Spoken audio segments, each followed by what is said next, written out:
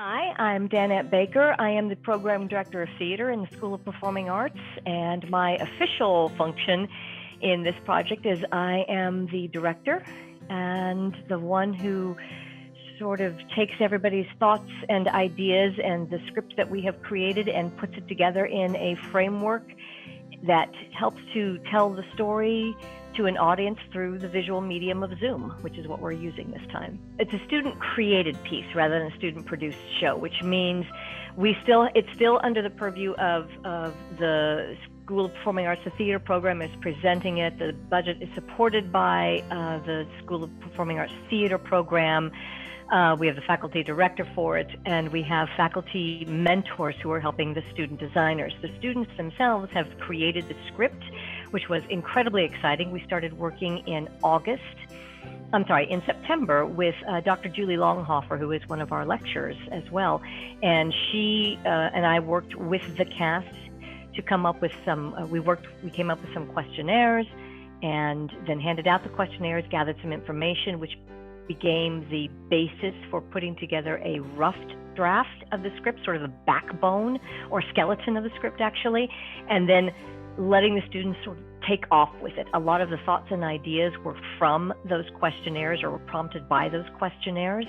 And then once we got a really general framework, asking them to really begin even more specifically contributing to the arc of the stories of the individual characters that we were working with. And it was really exciting. There are students in there who are really amazing writers. Everybody has such wonderful thoughts and ideas. They're very thoughtful. All of them, I was blown away so often about the things that they brought up and the care that they had for each other and the care that they had for the characters that they were bringing to life. And it was very, very moving and very, very exciting. The energy that they all brought to it, or are bringing to it, because we're still working on it. The engagement, the sense of ownership, which is fantastic. You don't always get that sense of ownership with this project when you're working on something that's been written by somebody else. So to have that kind of ownership and pride in that ownership has just been delightful to work with.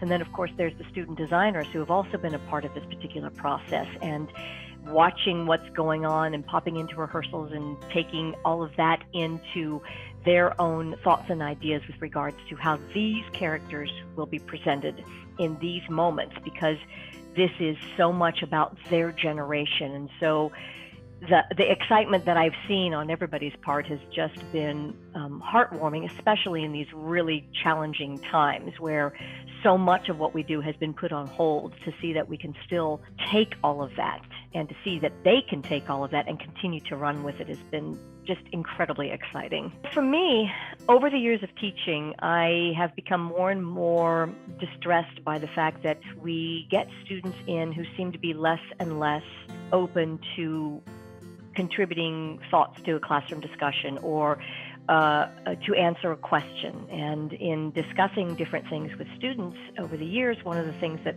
a couple of things that have come up is they don't want to look foolish in front of their peers, or they're afraid to, whenever they start to say something, they are shut down from saying it, or they're told not to contribute at all. And that has really, really bothered me, that students are coming up through an education system with that kind of thinking. And then, especially since the whole point of college is to foster thoughts and ideas and conversation, and to continue to lift those of the students who are coming through.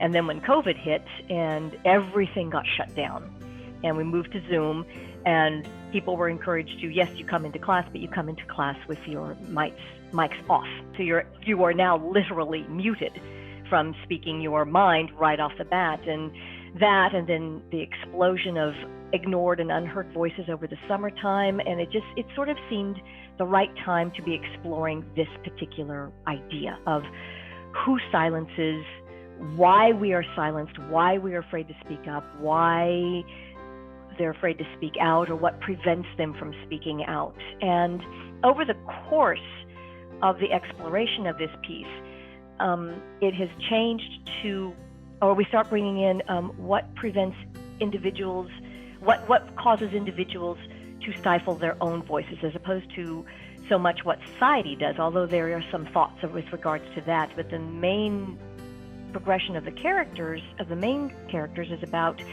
why their own voices are silenced and why they are self-silencing them, and that exploration. And it means it's very vulnerable on the part of all the individuals who have shared thoughts and ideas in contribution to this.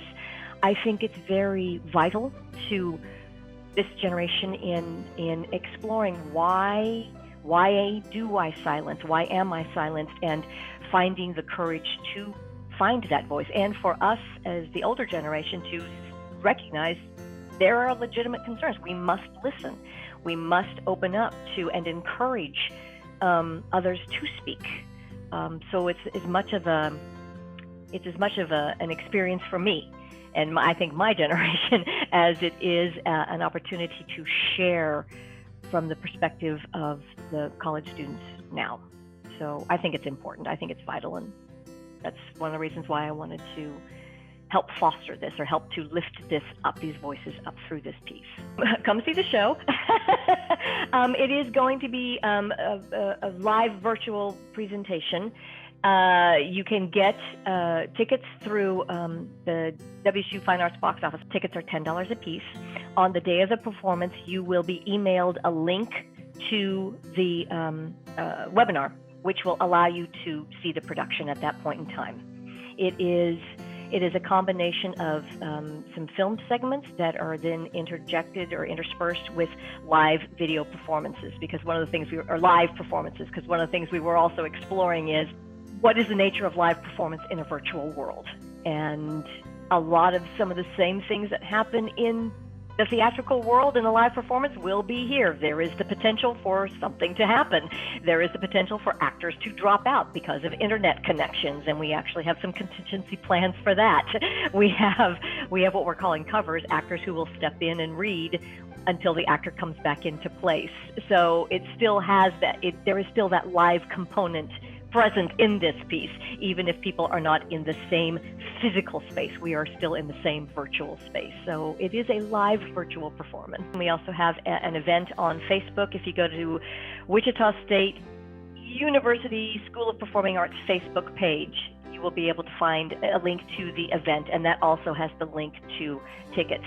You will also, if you go to our webpage, www.wichita.edu/performingarts, at current season, go to the current season page, and we will have the link to purchase the tickets there as well.